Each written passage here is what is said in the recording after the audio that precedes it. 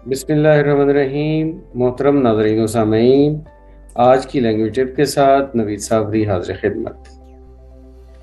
आज हम लिटिल और अ लिटिल में मीनिंग का डिफरेंस नोट करेंगे। तो ज़रा देखिए, I have little milk to make tea, यानी कि मेरे पास दूध बहुत ही कम है, इतना कम है कि चाय नहीं बन सकती। तो इसका मतलब लिटिल का मतलब है नो।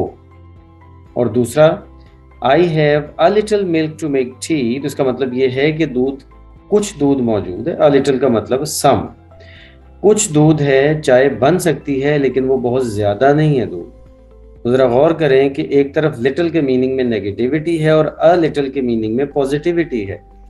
सिर्फ एक ए ने मीनिंग में इतना बड़ा डिफरेंस पैदा किया।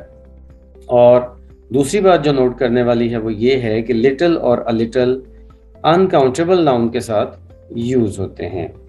आज की लैंग्वेज टिप में सिर्फ इतना ही। नेक्स्ट लैंग्वेज टिप के साथ हाजिर होंगे। अल्लाह हाफिज।